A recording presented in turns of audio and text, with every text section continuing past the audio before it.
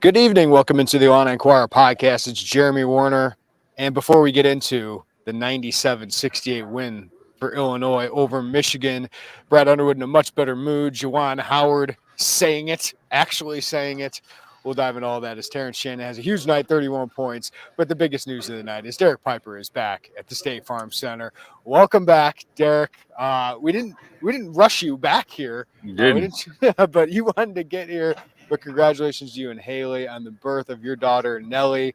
How's it going so far, man? I said the early tip-off probably helped Papa Piper tonight. We were happy about that, absolutely. The mid-game report was positive. Got some helping hands from the in-laws out there at the house, so that's always good to have. But Haley, my wife, is doing well. Nellie, the newborn, is healthy and adorable, so we're full of joy. We are changing diapers like a NASCAR crew out there, though. 202 it's a lot, but we're doing great. We appreciate you and Joey holding it down and giving me the time with the family. So happy to be back in familiar territory. Let me ask you this as we get a little in depth here. Are you past the tar stage? Past if you the know, tar. you know. Okay, Yes, you're past the yes. tar. Have you learned the new wiping strategies with a girl? No, fill me in. You got to be worried about the girl. You got to make sure you wipe the right way. It's different, otherwise- right? Yeah, I do know that it's different. Yeah. The tar in the hand, I've had that. I had that twice before it moved on. So I was initiated early. It is different with the boys, though. You can be a little bit with boys when you're changing them. You got to be ready. You got to be ready. Yeah. Girls, not so much. You can take a little break with that. But I think that's enough of that talk. What a response for Illinois. I mean, we kind of knew Michigan just overmatched, especially without Doug McDaniel. But Derek, a nice response for the Illini. They had this game in hand basically the entire time. I know Michigan made a little bit of a run there to make it 28-25. But Terrence Shannon, the story of the game, just took over. He had 21 of the Illini's 28 points during a 28-7 run between the end of the first half, the beginning of the second half. Made 8 consecutive shots, including 5 threes. We know Terrence Shannon has these nuclear moments, but we haven't seen that since the Missouri game, right? Like we've seen little moments. Michigan State, he was really, really good for a stretch, but he completely dominated this game. We'll get into what Juwan Howard said about this because that stung him to see Terrence Shannon go off like this. But this is back-to-back games where I think we've seen superstar All-American Terrence Shannon. That's a good thing for Illinois. So where do you think he is in coming back here, Derek? I think it's really encouraging to see what you've seen. I thought against Michigan State, really good downhill action. And then tonight had the 3-ball going. I know he had a couple of those against Michigan State. Thought he settled late from beyond the arc down the stretch against the Spartans. But tonight, to be able to knock down 4 straight really down the stretch of that first half. Also had goaltend that got counted when Terrence Reed goes up there and blocks it. So it was takeover mode, Terrence Shannon. And to see him go 28 and 31, he's looking a lot more like himself offensively. So that's been really, really good, really encouraging. I think the more Illinois can get stops on people, the more you can get him out in the open floor and get those finishes that we know is probably the biggest strength of his game. So it's been pretty encouraging. I was probably more encouraged, just kind of and I know we'll get into it with Michigan and how just downright sad this team is, especially without Doug McDaniel. But I liked Terrence's bite and energy defensively, and I think he's got a lot of ability to impact the game there. And I thought he was dialed in there tonight. As Illinois, that was kind of one of the first initial things being back in the building and watching it was just kind of their extra juice right out of the gate defensively. I know they gave up ultimately that stretch in the first half, got some runs to the rim and some second chance opportunities they gave up, but kind of as the whole picture of it, I thought Illinois defensively had it turned up. But yeah, Terrence is a big part of that potentially. There's going to have to be more of a prove it cushion here before we're like, oh, they're good at that end of the floor. But offensively, this team can be really, really good, has been really good, even when Terrence hasn't been at his best. But with this type of performance, it's hard to guard him. Like Brad said, when he's making threes, good luck dealing with him. Well, and the thing I love, Derek, is they got him going and he got going in transition. One, because they got stops and you could push it ahead to Terrence. Michigan was awful with their transition defense. They weren't locating him and just had no one who could really match up with him. But he was 6 of 7 from 2. tonight, and a lot of those were at the rim. Some ridiculous finishes for him with some Michigan guys who have some size. I thought that was huge going early. You got Coleman Hawkins in the open court, but getting in transition gets him going. It really got Illinois going on that 22-11 start. They had 8 fast break points, 4 from Rogers, 4 from Shannon. Shannon dishes off to Hawkins, who dishes off to Rogers on that one that was beautiful. But then his first 3 threes that he made, Derek, were all in rhythm offense. They were all corner threes, I believe. And that's a spot he can get hot. I mean, most players are better from that spot.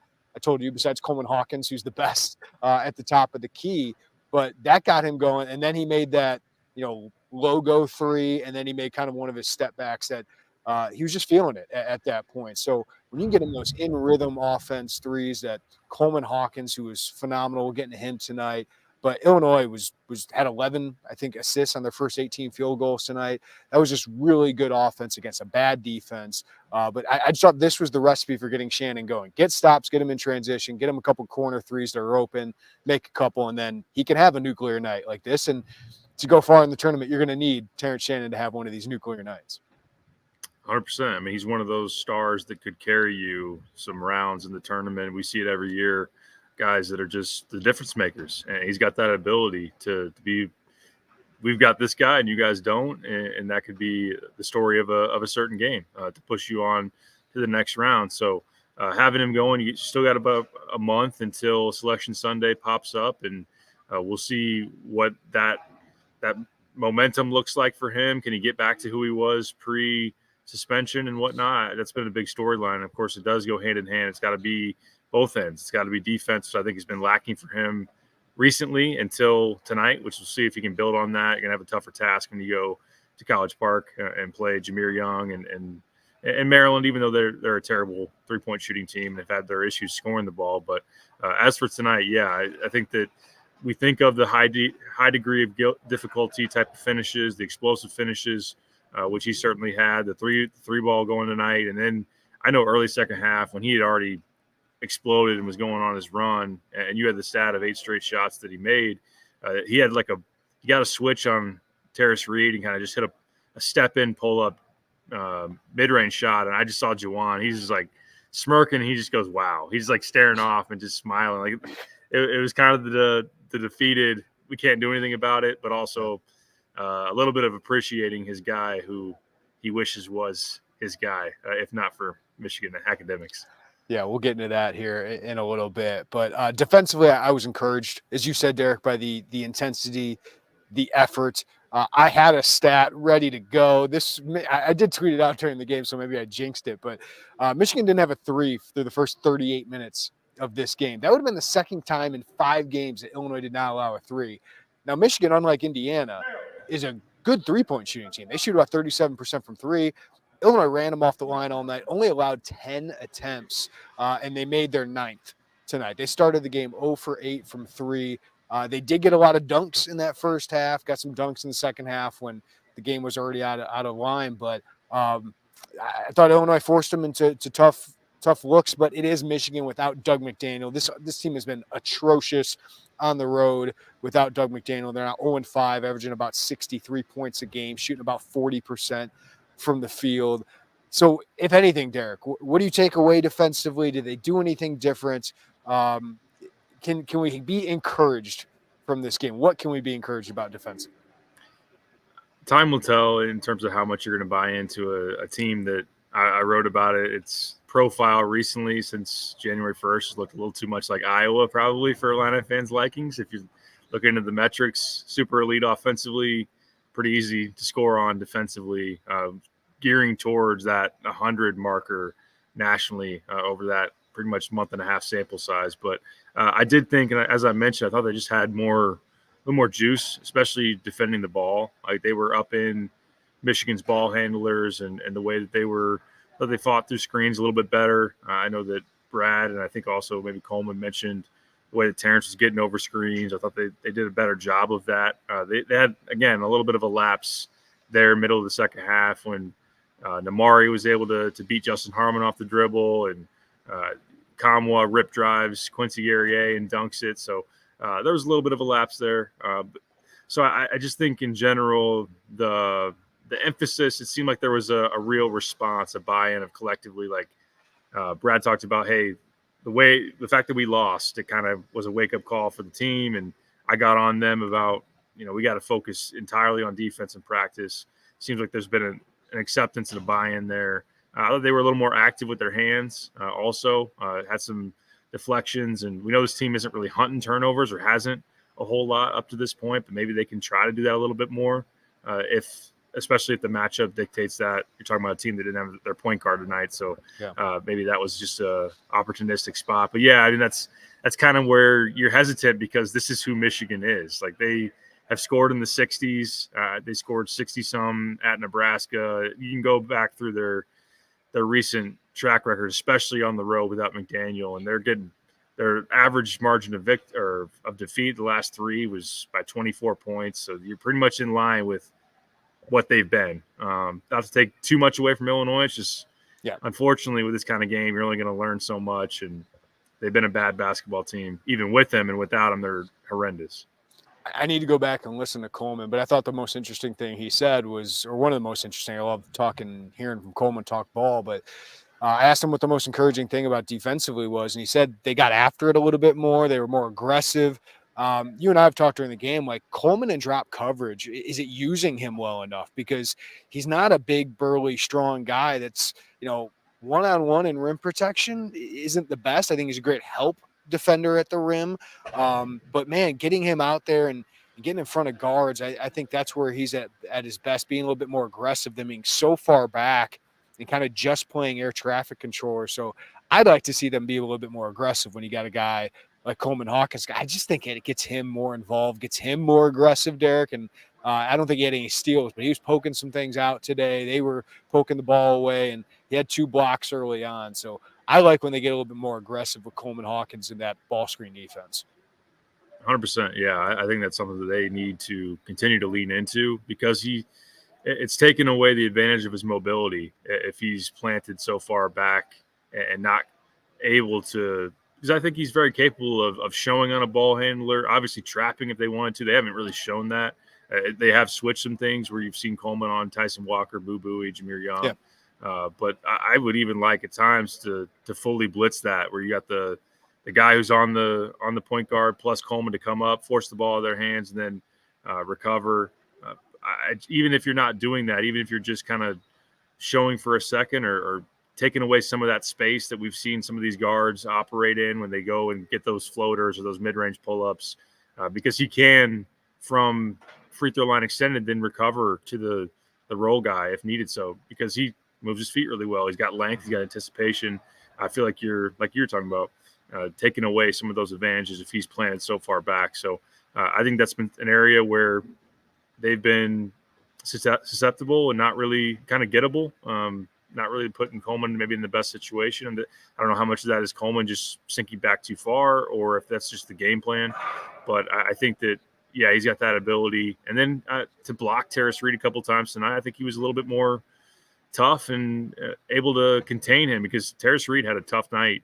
I know you had him at 1 for 7 to start the game? Yeah, and he was 5 of 14 for the entire game. I mean, this is a guy who had 8 for 10 for 20 points, a career high in Ann Arbor tonight, 12 points on 5 of 14. Some of those he probably should have finished, but yeah. I thought a lot of that was Coleman being tougher on him and, forcing some, getting in his way and really, impacting his shot. So kudos to Coleman. Let's get into him because I think he is just playing at a ridiculously high level. The last 2.5 months for Coleman, I saw somebody comment in the comments here that Coleman is a team MVP. I don't disagree with that. Terrence is the best player. I think that's pretty clear. But, I mean, obviously he missed 6 games here, and I think Coleman has been more consistent of late. Now you got Shannon going too, but Coleman, 17 points, 5 assists, all in the first half, Derek. 17 assists for him over the last 3 games.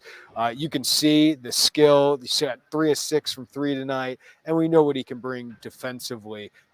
He's just one of the most intelligent players I've seen at Illinois. I know those emotions can be up and down. And he was talking to Juwan Howard a little bit today. I think he said boom to him at some point on the sidelines. But, man, just a complete player. I'm going to have him in my top 10, all Big Ten voting, probably second team.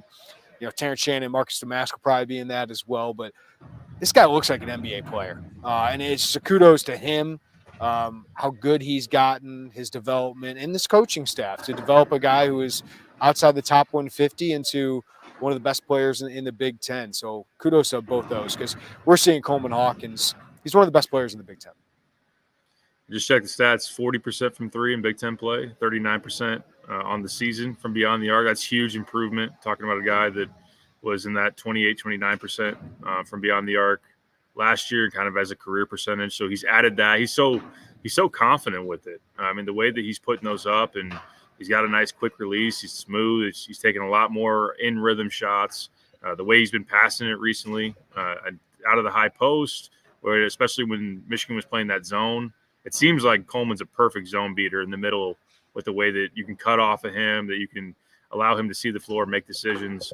And then defensively, we know his impact. I think some of the weak spots in him defensively at the five is just not his fault. It's because he's playing the five for Illinois, and he's not a traditional five. I do think, the drop coverage and stuff is something that Illinois can address. But really, on the whole, yes, it's a modern big man who has that skill set that he's showing. He's developed the consistency that we've wanted to see, especially offensively with that 3-point shot. And he's been massive. He's been huge. The great thing about this Illinois team is you can make an argument for probably those three different guys. I'm going to show my St. Louis Cardinals bias. It reminds me like that 04 Rowland, Pujols, and Edmonds in the MVP voting. But I mean, where would you be without Damask? The way that you're running offense through him and booty ball, especially in the Shannon absence. Obviously, Terrence, the most talented player on this team, but then Coleman has a great argument as well. So you asked the question off before we're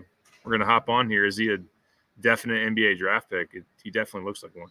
In this draft for sure, right? Like this is not a strong draft. And I see the skill, and I know he's an older guy. He just turned 22, I believe. I don't think that's an issue. Like, can you imagine him on the Nuggets or the Warriors? Like, he just fits so perfectly with those teams off the bench. Maybe he's a G League player for a little bit, but he's a definite guy who's going to get guaranteed money. So I know people are talking about, could he use his 5th year of eligibility, all that. I don't think so. He's ready. I'd be surprised. He's ready. Yeah.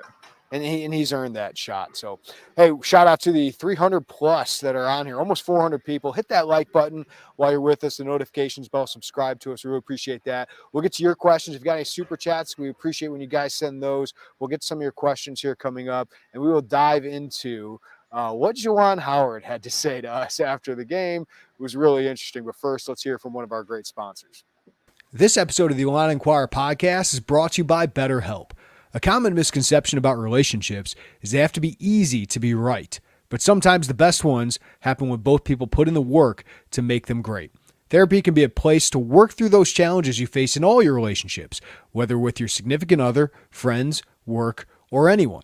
Guys, I know you can go through life and everything's going well, but there are things you still need to be talking through, especially in your relationships. I know my wife and I talk through a lot of these things, but sometimes it really helps to talk with someone else. It's helpful for learning positive coping skills and how to set boundaries. It empowers you to be the best version of yourself. It isn't just for those who've experienced major trauma. So if you're thinking of starting therapy, give BetterHelp a try. It's entirely online, designed to be convenient, flexible, and suited to your schedule. Just fill out a brief questionnaire to get matched with a licensed therapist and switch therapists at any time for no additional charge. So become your own soulmate, whether you're looking for one or not. Visit BetterHelp.com/Illini today to get 10% off your first month. That's BetterHelp, HELP.com/Illini. All right, we got to talk with Juwan Howard, who is now 0-8 against Brad Underwood and Illinois. And it's not like, the last 2 years they haven't been good, Derek, but it's not like Michigan's been bad during this entire stretch. The last 2 years, for sure, they have been truly awful. Last year, I don't know how that team did not make the NCAA tournament with Hunter Dickinson, Kobe Buffkin, and Jet Howard. But now, Derek, is this the last time we see him against Illinois, barring Big Ten tournament, which I don't see Michigan getting to Friday for the chance to play Illinois in this thing? I don't know. There's talk around that program that they could bring him back for another year, give him another chance. But Brad Underwood owns him. It's pretty amazing. It should be the last time. It should be. I don't know how you bring him back after this year, and maybe even more importantly, last year. Look at that; it's just atrocious. Yeah, the talent that they had last year, and then to have the roster building mistakes. Of course, it'll lead into the Terrence Shannon conversation. Some of that maybe is out of his control with the academic side, although then Sure. you could, of course, especially with the Caleb Love situation that happened over the offseason, then there's probably less sympathy where it's like, okay, how much digging are you doing into this on the front end to know whether a guy's going to be eligible or not, or getting through admissions or not. But I looked on Ken Palm. They're projected to win 10 games, like on the year. They're 8-17, and they might even, it'd be hard to find probably 2 more wins in their schedule. So they've quit. They've quit. Like I was really impressed by what Olivier Nkamwa said after the game. I thought he was a really good veteran, said the right things, but this team, I've watched them so many times. Like if you step on their throat, they're going to quit, which is amazing that Wisconsin lost at Michigan. Sure, it's on the road. Doug McDaniel is there. I can't understand how that happened because you give this team a couple punches, they aren't together. And I know there's some new pieces on there, but so does Illinois, man. Like there's some talent on that team, and I get McDaniel's not here tonight, but like once Illinois started to make a run, like Michigan had no response, and it's I've seen it over and over again, and that's not a good sign for a coach. Like I just don't know. Like if you're Michigan, I guess Juwan Howard's Fab Five guy, but this is what it looks like when you lose a program to me. 100%. Yeah, and I think this type of losing diminishes some of that cool factor that Juwan had early. Like there was no doubt in recruiting, he'd go out there and it's still been in a situation where they've been able to get some talent. Although this team is certainly lacking that to an extent in comparison to previous seasons. But when you go, you have a 10-win season and you're taking these losses, you're going on the road and you're getting beat by 20 plus with regularity, it's hard to bounce back from that. And then also just the looming kind of look at Jeremiah Fears, a decision where Michigan would have been a big player and was a player for a while, but the idea that Juwan might not even be the head coach by the time you arrive on campus, that will plague Michigan in recruiting as you push forward if you're going to continue on with him beyond this season. So I think that's something they're going to have to obviously consider. But I think he did a really good job in that first year. We had some holdover D-line talent. You had Franz and Dickinson and whatnot. But it's been a situation where he's had some breaks that have gone different at Illinois. We've talked about it before, like NBA draft decisions where Illinois has gotten things to go well of guys sticking around a little bit longer, where they've lost guys maybe a year earlier than they would have hoped or thought. And then also in the portal, it's been kind of a nightmare for them and a big boost for Illinois as well. So 6-0 as a player against Illinois, but now 0-8 against them as a coach. That's quite the swing. And the fact that Hunter Dickinson left your program, not a good sign. Like I get Kansas probably had deeper pockets, but that is a concern. Like that is a concern for me. All right, let's get into it. You mentioned some of those portal things that hurt. One of those was Terrence Shannon. And Juwan Howard, has he ever said it? No. Publicly that Terrence Shannon committed to him? Well, we got him to say it tonight. Here's Juwan Howard with some comments that seem to be going viral right now. When I know you're familiar with Terrence Shannon, what stood out? Very familiar with Terrence Shannon. You're welcome. Would you elaborate on that? What stood out about him today? You're welcome. Yeah. Terrence Shannon is a guy who I recruited, who committed to the University of Michigan, as you all are very aware of. And you're welcome. He's played extremely well since he's been here. And I'm so proud of him. He's started out the season playing great basketball. And then when he took that break, he came back. It's like he hasn't lost a step, and that's so hard to do. Sitting out for the time that he did, and to hit the ground running like he had missed. And I commend their staff for being able to support him throughout this process. But it's not easy for a young man what he's been through, and I'm sure what the young lady has been through. It's not easy on both sides. But I wish Terrence can stay healthy and finish up this year. I think he has a lot of basketball ahead of him. Thank you to Juwan for actually saying something, though. Like, I didn't know if he'd go there, Derek. Like, you and I were talking, will he say it? Will he say it? But I had to ask him about Terrence because he knows him well, wanted him, obviously, but Terrence had an awesome night, so I wanted to ask him about it. And I like when people say things. So the fact that he said it, I don't think it's being welcomed by either fan base tonight. I'm sure, but Illinois fans got to love it that he's kind of showing this, the one that got away from me. Because Illinois fans are so used to that being them, whether it's all these recruiting losses throughout the years. And you got one in Terrence Shannon over Juwan Howard, and he's now 0-8 against you. But, yeah, that does hurt when your admissions office doesn't let somebody in. I know Illinois football has felt that, even here recently, of not getting somebody in through admissions. So maybe a shot on the way out, I don't know, or maybe just a shot to say, hey, Athletic Director Ward Manuel, President, please help me with admissions here. Yeah, I know I turned to you and Joey during the middle of the game and said, I hope that Juwan just kind of says F it and says he was coming to Michigan. And he did. It's kind of like when coaches are on their way out, they do get a little bit more effort. You know, like when Bruce Weber was on his way out, it's just like, I wish I had a Robbie or Draymond for that press conference. Like, there's like, I got nothing else to lose. Yeah, and I credit you for leading him in that way to expand on what he was saying, because he said, you know, he kind of had the big smirk of very familiar and whatnot, but he wanted to say it. He wanted to say it. He wanted to say it. Yeah, and I think especially in a season where you're having this ugly of a year, and last year you missed the tournament, it's kind of like I had the pieces in place to be a lot better than this. So I think it's been something that's been whispered around and maybe even louder than a whisper about Terrence going. There was no public commitment to Michigan. If anybody is trying to remember what that looked like, there was just, he took an official visit there. There was a picture that went out of him and Dickinson at a dinner on an official visit, and looked like a great dinner, by the way, in a steakhouse. Yeah, for sure.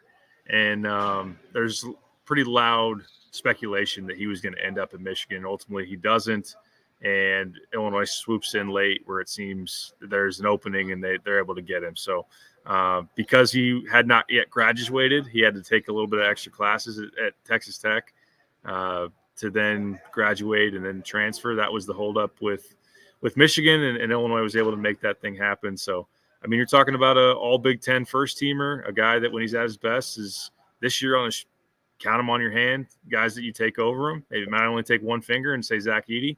Yep. So think about him last year with Dickinson and Doug McDaniel and Kobe Buffkin. Like, that would have been a really, really tough team to deal with. Oh, yeah. And it's got to be tough to watch it if you're Juwan Howard. And as somebody said in the chat, that's a shame. That's how they feel about all of this right now.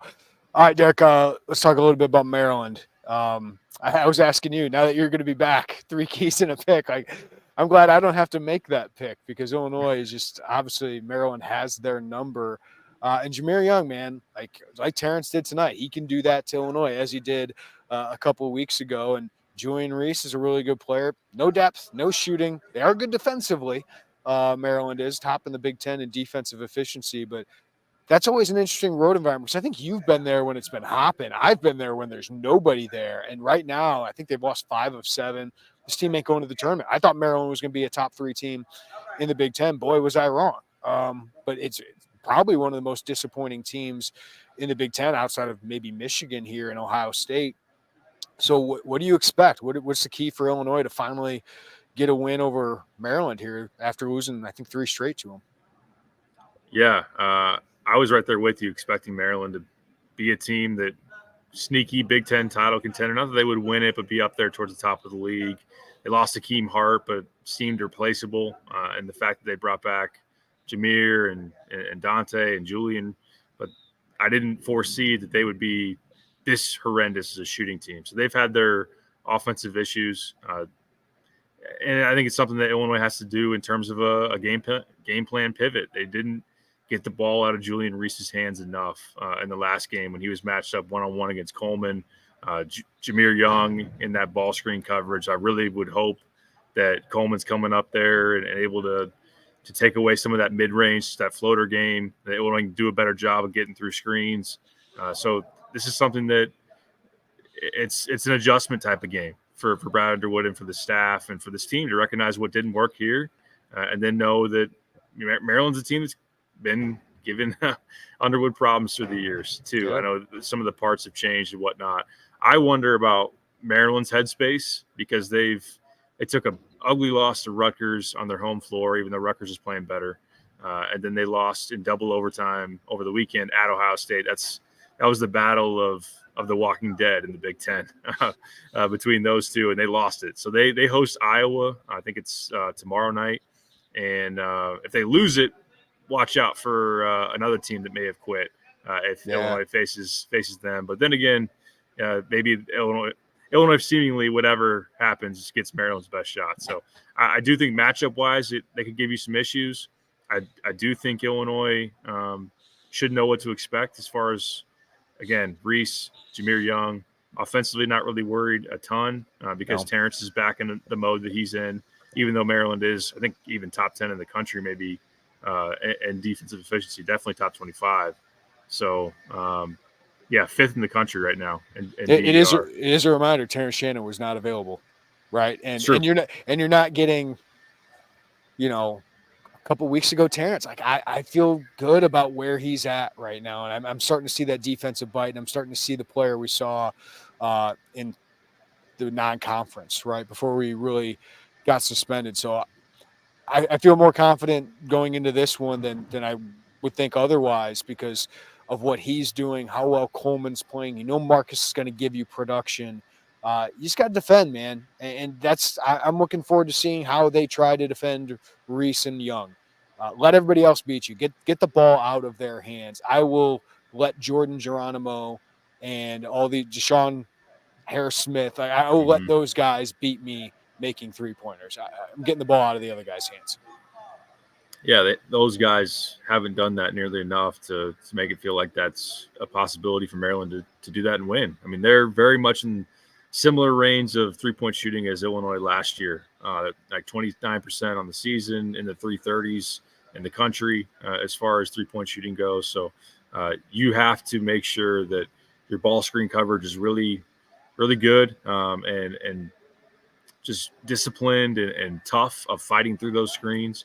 Maybe Terrence, with the way he was able to guard the ball tonight, is the guy you put on Jameer. I know that Ty has the ability as well. It's just got to have that want to and that physicality and that urgency to make things tough on them defensively. And then also, Maryland they're a physical team. Like Dante Scott, Julian Reese. Tonight, I know that Brad, one of the things he's going to take away, and he mentioned in the postgame, is while defense was a step in the right direction, granted, only so much that you can learn from it with the opponent, but giving up some of those loose balls. And Brad was even they're up 20-some, 30, he was lighting into Marcus Damask, lighting into Justin Harmon for giving up some of those second chance. Maryland's a team that can really hurt you on the glass if you allow them to. So you got to have that punch and that physicality. One thing before we get some of the questions, send those in if you want those. We'll do a couple minutes of that. Luke Goody didn't come into the game until the 12th minute of the game, which is odd because it's usually him and Harmon are first off the bench. Asked Brad Underwood about it. He said it was mostly about defense. Said the way the guys were playing early on defensively, he was really encouraged about. It was something to watch moving forward, just to see if he changes anything up. Thought he should have taken Luke Goody out a little earlier last game, and I just thought it was a bad matchup for Luke, and I felt bad for him a little bit. So what'd you make of that, Derek? Yeah, I mean, Luke is still a guy that's a valuable piece of this team with his three-point shooting and how hard he plays. But even tonight, he gets the ball ripped out of his hands by Terrence Williams on what should have been a defensive rebound, and then they ended up reviewing it for a shot clock and whatnot. And Luke would even tell you that he's got to be able to make those plays, that he's got to be able to come up with loose balls, and gave up some second chances to Malik Hall, and then obviously not able to corral him well enough, giving up an and one and some buckets there. So I think that as far as, Justin Harmon getting subbed in and Dane coming in and Luke playing a few less minutes, it's not terribly surprising. But I think that he can help you offensively. But maybe Brad tonight is just like, we're having no issues on offense for the most part, other than late game stuff against Nebraska and MSU. But on the whole, we were a very efficient offense. Let's put out the lineups to give us the best chance defensively. I think it's especially when Illinois plays Luke and Marcus together, that can get kind of dicey defensively. So maybe some of that went into it. But then again, you might have a night where you need a shot-making spark, and Luke can give you that. So I wouldn't write him off by any means. But, yeah, he didn't play great against Michigan State and wasn't his best night tonight either. Yeah, and sometimes Brad rewards practice, so don't know what happens there. He didn't say that in particular tonight, but something to be interesting moving forward. Lazy Forrest Gump asks, can Terrence get himself back into All-America talks? I think it's going to be difficult for him, for the national writers. I think he's got a better chance at all Big Ten. I still think there's maybe some Big Ten writers that won't vote for him. I personally, he's one of the best players in the Big Ten. He will be on my first or second team. And with the way he's trending right now, I'll probably have him on my first team if he continues to play this way the rest of the year. I think All-Americans be very hard for him. Fully agree with that. And even like his form has to match that. I think you are now, obviously the full sample size of what he's done this year is still really, really good, like over 20 points a game. But in the 6 games prior to tonight that he had been back, he'd only been shooting 36% from the field and in the 20s from 3. So the efficiency wasn't there, and that had definitely been a slip. He has to make it, to your point, he has to make it ridiculously hard to keep him off. Like if he averaged 27 the rest of the way, yeah, might have a hard time keeping him off those All-America lists. And if Illinois finishes as a 2 seed or a 3, you know what I mean? Like it's going to be really hard to hold Terrence Shannon off one of those lists. But like you said, he's not exactly playing at an All-American level until tonight.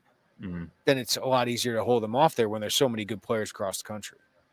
Right. I think especially if he does it in like a big moment, like if they're on national TV and they beat Purdue and Terrence goes for 30, like that could be something that really is impressionable for national voters and those type of things.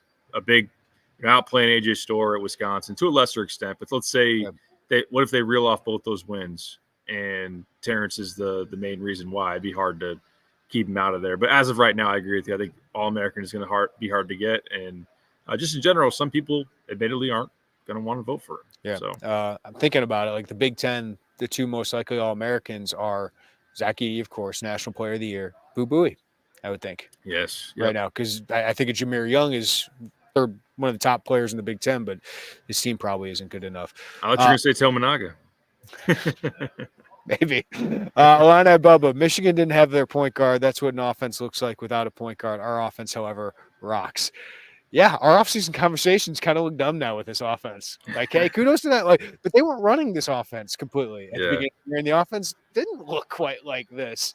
So that's where the staff's ability, Brad Underwood's ability to put the scheme to the players and the personnel, he has been so good with that throughout the years and changing what he does. Like, remember when he got here, the spread offense, that's what he did. That's who Brad Underwood was, and it was exciting, all of that. He's gotten talent and adapted to that. Now, we could talk about in-game adjustments, things like that. Certainly, there's criticism there, but whole scheme and all of that, like, he's really good at this, and they've put together an offensive scheme that works. They definitely have. Yep, they have a scheme that plays to their strengths. I do think that some of the late game stuff, and it hasn't popped up nearly as much as I would have thought. And to your point, I thought that this was going to be a team that if they erred on one side of the ball, it was going to be offense. Maybe they're in some rock fights. I thought even maybe you try to be more aggressive defensively to play in transition more instead of in the half court, because things could have gotten clunky without a point guard. But of course, with the booty ball, you've been able to make up for some of that. And Terrence, I know we haven't seen it as much recently, but definitely pre-suspension, I think, and it would be important down the stretch of ability to play in ball screens and his improvement there since his time of arriving in Champaign. But like I was saying, late game at Michigan State, some of the turnovers, maybe you don't have those with an experienced point guard. I think some of those crunch time moments are where you'd like to have a guy who's experienced and a natural ball handler. But yeah, it's not been something that has obviously prevented them from being a top 10 offense and on paper the best offense they've had during Underwood's era, and really the analytics say best since 2005, which is crazy. Yeah. Seth asks, hey guys, is a red shirt still on the table for Hansberry? Hate to see him waste a year barely playing appreciate the pod. He's probably already played in more than 30% of games that they're going to have in the season. He's played in 11 games. He has missed time with the injury, but he's come back and played in a game at Ohio State on January 30th. So he did come back. He's not out for the season. He wasn't even on the injury report today. He did not play today, correct? Yeah, he didn't play at the end of the game when you got all these guys, Nico Moretti, Dre Gibbs-Allhorn got a lot of minutes. Max Williams and A.J. Red played some minutes there at the end of the game. He did not come in, so I would imagine he's still not fully healthy, even though he's not on the injury report. But you can never say never with the NCAA and waivers. Like people asking about Marcus Domask, he does not fit what the NCAA's definition is. But you can never say never with these waivers because the rules sometimes don't apply. But right now, the way I look at it, Derek, he would not be able to get a red shirt. Yeah, in basketball, it's supposed to be a season-ending injury for it to then be considered for medical redshirt. If you come back and play, similar to Luke Goody last year. Luke Goody missed a large chunk of that season, only played, I think, 33% of the season. I know the threshold, I think, is 30. Yep. But him coming back, as soon as he played, the red shirt was burned. So we did see one exception to that. We were blessed to experience the Mike Thorne torn meniscus, I think, and then he weirdly shows up and plays a game in Indiana, plays like 15 minutes, and then he sits out the rest of the year, and I think they give him the extra year, but obviously he wasn't the same player after that. But I will say, if you sue the other day, by the way, I totally forgotten this name from my memory. I saw a box score, and it was Adonis De La Rosa, and I was like, oh my gosh. Yeah. Adonis De La Rosa. And I was thinking of him and Mike Thorne. I was like trying to separate the memories of those two burly big men transfers. Yeah.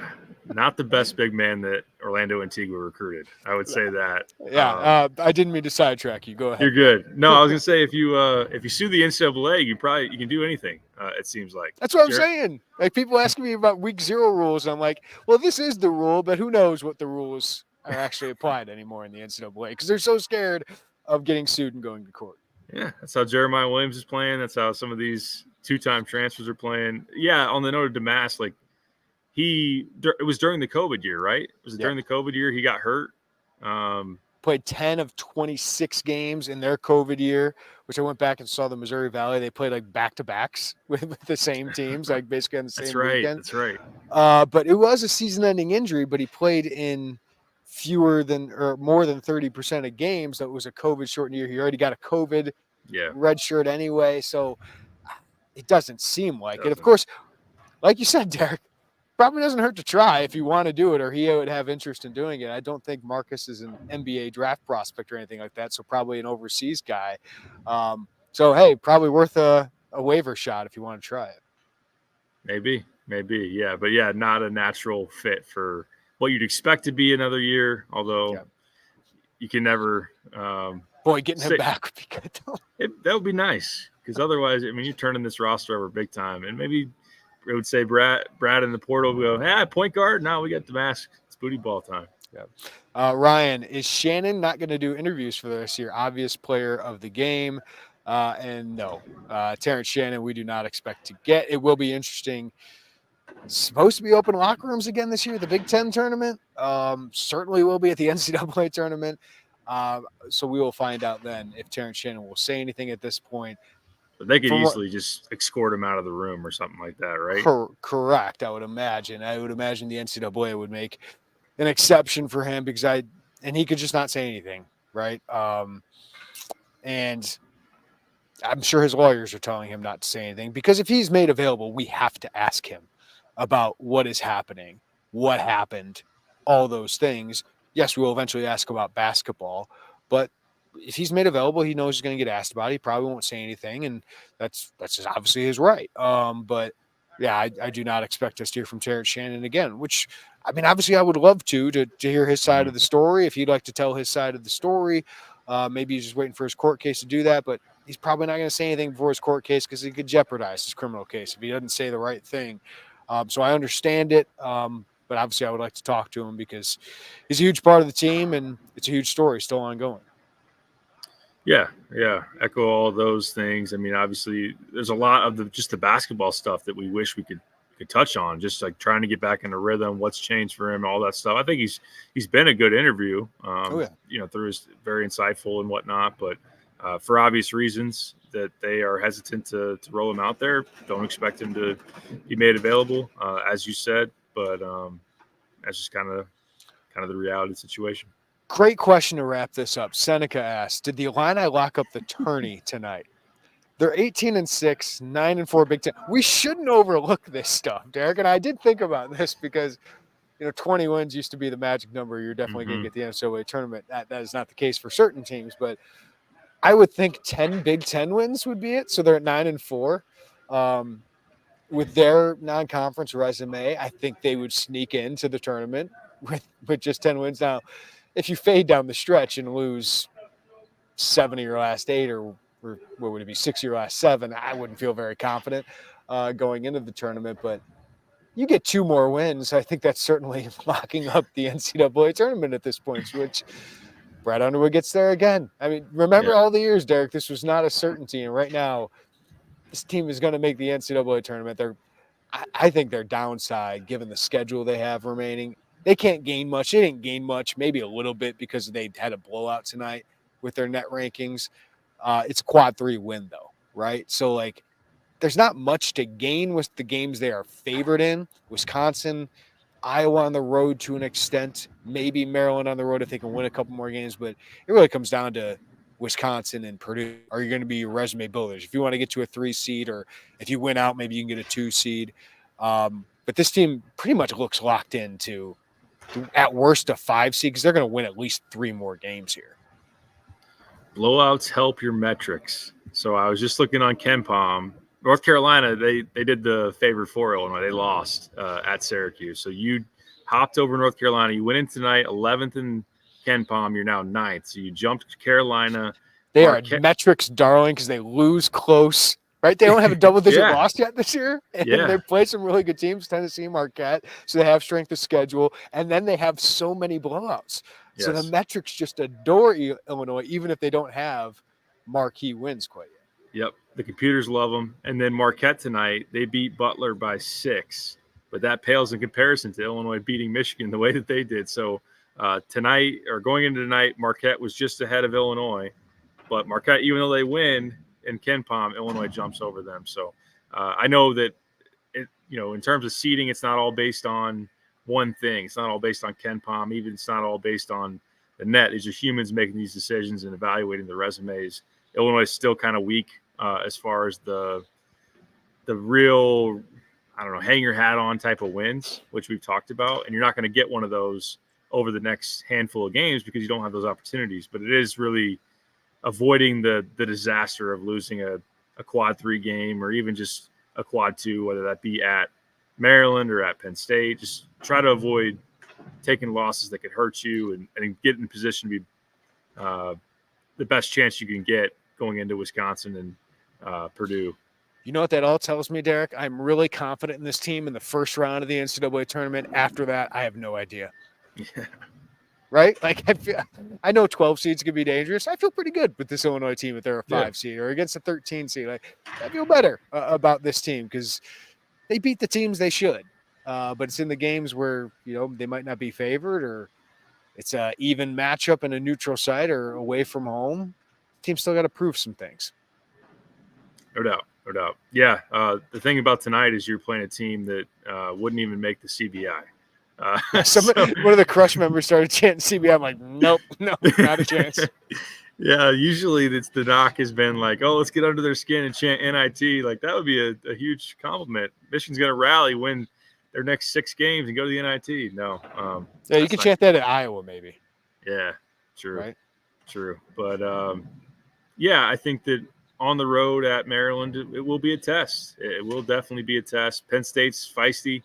They've had some games. They beat Wisconsin there. They've got some good guard play with Ace Baldwin and Cleary.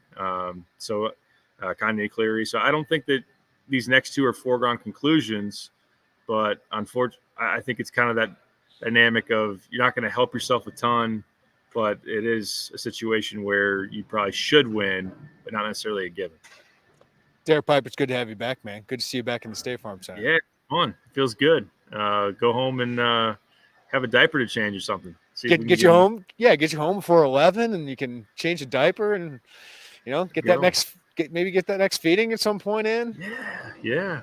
Help her out a little. No, it's great. It's great, man. It feels good to be back. Glad to be back in the swing of things and riding the high of new dad life. So it's been great, man.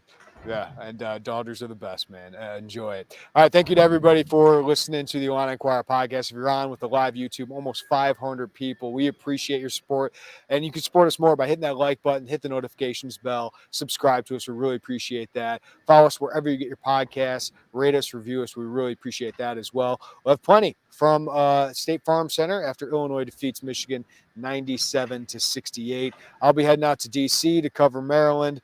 Got Penn State next weekend as well. Illinois getting on the road for a little bit before they return to the State Farm Center for Iowa on Saturday, February 24th. So got to be Road Warriors the next week and a half. For Derek Piper, I'm Jeremy Werner. Everybody have a great day. Take care of each other. We'll talk to you next time right here on the Illini Inquirer podcast.